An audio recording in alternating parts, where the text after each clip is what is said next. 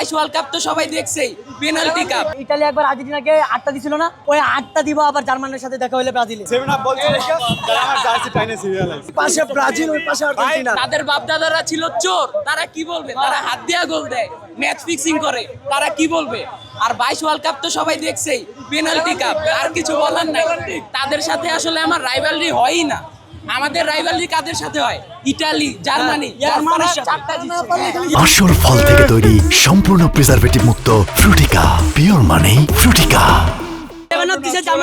Argentina কোন বুঝে অবশ্যই দিবে, অবশ্যই দিবে। 14 সালের পর থেকে তার একবার দেখা হয় নাই, আবার যদি দেখা হয় আমাদের বেনি এখন ভরপুর ফর্মে আছে, সাথে যদি নেইমার থাকে আর যদি এনরিক থাকে বেনিসিয়াস যদি থাকে আর নেইমার থাকে, 7টা তো ভাই কম, 7টা তো কম।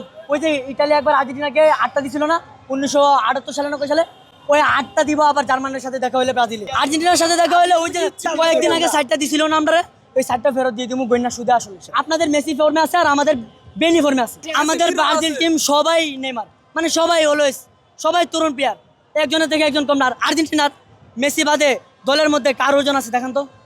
আছে? কোনো প্লেয়ার নাই। ব্রাজিলের দর্শকরা তারা 3টা গোল দিয়েছে, দিয়ে বলে যে 3 পিস, আমি বলছি 7 আপ বলছি, তারা আমার জার্সি টাইনে সিরিয়ালাইজ। এটা কোন কথা ভাই? ওই পায়ে হচ্ছে তৃতীয় পক্ষ, ওনার কাছে দেখি ওই পাশে ব্রাজিল, ওই পাশে আর্জেন্টিনা। মাত্র 60 দেখেছি স্পেন, উনি হচ্ছে তৃতীয় পক্ষের লোক। ঠিক আছে, ওনাকে না চিনে রাখবেন, উনি তৃতীয় পক্ষের লোক। আমার দলের জার্সি আমি পরে আইছি, কিন্তু এখন তো তারা 7 আপ বলছে, আমার খেয়ে ফেলছি। দেখেন বেনি, তারপরে হচ্ছে রাফিনা, হ্যাঁ, তারপরে হচ্ছে মাতিস কুনিয়া, তারপরে হচ্ছে নেইমার, হ্যাঁ।